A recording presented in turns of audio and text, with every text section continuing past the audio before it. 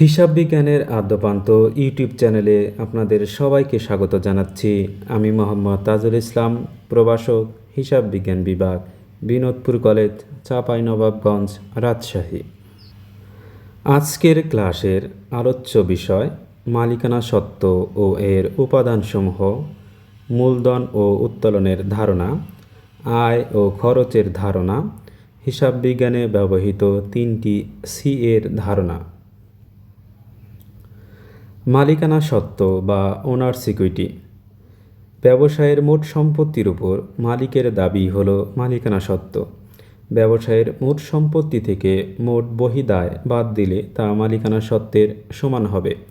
মূলধন, আয়, খরচ, উত্তোলন এই চারটি হল মালিকানা সত্ত্বের উপাদান। অর্থাৎ মালিকানা সত্ত্ব সমান মূলধন যোগ আয় বাদ খরচ বাদ উত্তোলন।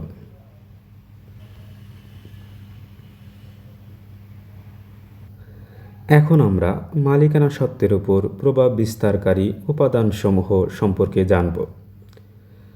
মালিকানা সত্ত্বের উপর প্রভাব বিস্তারকারী উপাদানসমূহ হল মোট 4টি: মূলধন, আয়, খরচ এবং উত্তোলন। মূলধন বা ক্যাপিটাল। মালিক ব্যবসায়ের শুরুতে বা মাঝামাঝি সময়ে নগদ অর্থ, পণ্যদ্রব্য বা যে কোনো সম্পদ ব্যবসায়ে সরবরাহ করলে তাকে মূলধন বলা হয়। মূলধন মালিকানা সত্ত্ব বৃদ্ধি করে। আয় বা রেভিনিউ।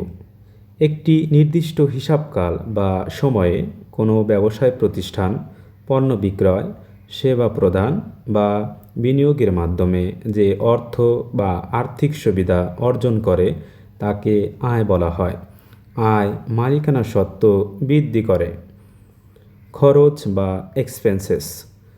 কোনো সম্পদ অর্জনের জন্য যে মূল্য পরিশোধ করা হয় তাকে ব্যয় বলা হয়। ব্যয়ের যে অংশটি চলতি হিসাবকালে ব্যবহার হয়ে যায় তাকে খরচ বলা হয়। খরচ মালিকানা সত্ত্ব হ্রাস করে। উত্তোলন বা ড্রয়িংস। মালিক ব্যবসায়ের নগদ অর্থ, পণ্যদ্রব্য বা সেবা ব্যক্তিগত উদ্দেশ্যে ব্যবহার করলে তাকে উত্তোলন বলা হয়। উত্তোলন মালিকানা সত্ত্ব হ্রাস করে। এখন আমরা কিছু আয়ের উদাহরণ দেখে নেব।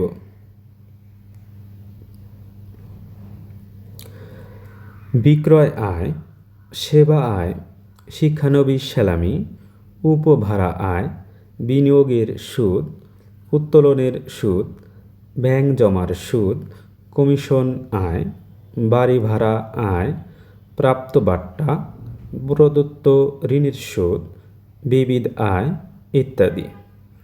এখন আমরা কিছু খরচের উদাহরণ দেখে নেব।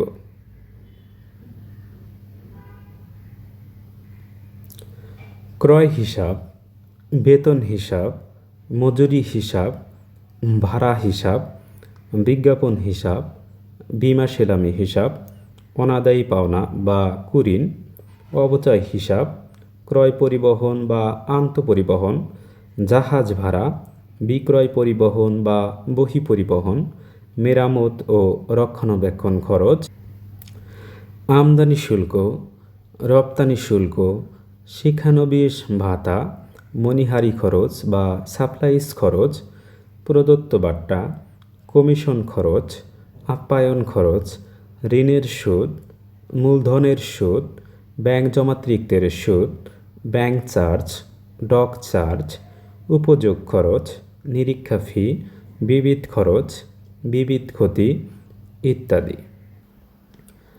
এখন আমরা হিসাব বিজ্ঞানে ব্যবহৃত 3টি সি সম্পর্কে জানব। হিসাব বিজ্ঞান সংক্রান্ত কার্যক্রম সুষ্ঠু ও সুন্দরভাবে সম্পাদনের জন্য সকলের নিকট গ্রহণযোগ্য কিছু নীতিমালা অনুসরণ করার প্রয়োজন হয়। এ সকল নীতিমালার মধ্যে 3টি নীতিমালা রয়েছে যেগুলোর প্রথম বর্ণ সি। নীতিমালা 3টি হল ক্রয় মূল্য বা ঐতিহাসিক মূল্যনীতি বা কস্ট প্রিন্সিপাল, ধারাবাহিকতা বা সামঞ্জস্যতার নীতি বা কনসিস্টেন্সি প্রিন্সিপাল, রক্ষণশীলতার নীতি বা কনজারভেটিজম প্রিন্সিপাল। ক্রয়মূল্য বা ঐতিহাসিক মূল্যনীতি বা কস্ট প্রিন্সিপাল। ক্রয়মূল্য বা ঐতিহাসিক মূল্যনীতির মূল প্রতিপাদ্য বিষয় হল ব্যবসায়ের জন্য ক্রয়কৃত স্থায়ী সম্পত্তিকে অবশ্যই সম্পত্তি ক্রয়ের যাবতীয় খরচসহ ক্রয়মূল্যে লিপিবদ্ধ করতে হবে। এক্ষেত্রে সম্পত্তির প্রকৃত বাজার দর ওঠানামা করলেও এ বাজার দরকে বিবেচনায় আনা হবে না।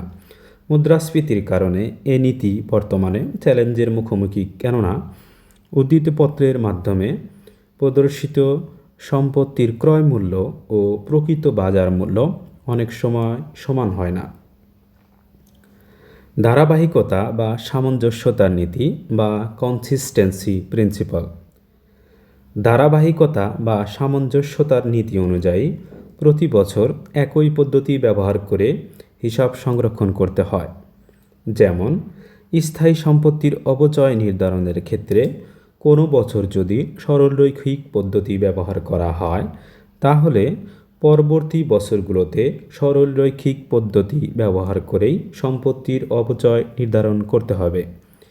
এ নীতির ফলে বিভিন্ন হিসাবকালের আর্থিক ফলাফলের তুলনামূলক বিচার বিশ্লেষণ সহজ হয়, তবে প্রয়োজন হলে হিসাবরক্ষণ পদ্ধতির পরিবর্তন আনা যেতে পারে। রক্ষণশীলতার নীতি বা কনজারভেটিজম প্রিন্সিপাল। রক্ষণশীলতার নীতির মূল প্রতিপাদ্য বিষয় হল সম্ভাব্য লাভ দেখা দিলে তা হিসাবভুক্ত করা যাবে না, তবে সম্ভাব্য ক্ষতি দেখা দিলে তা হিসাবভুক্ত করতে হবে। এই নীতির ফলে প্রতিষ্ঠানের সম্ভাব্য ক্ষতির জন্য প্রয়োজনীয় ব্যবস্থা গ্রহণ করা সম্ভব হয় এবং প্রতিষ্ঠানের ঝুঁকির পরিমাণ হ্রাস করা সম্ভব হয়।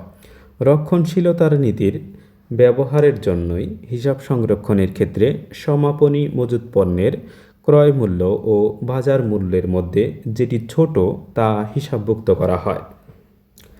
আজকের ভিডিওটি এ পর্যন্তই।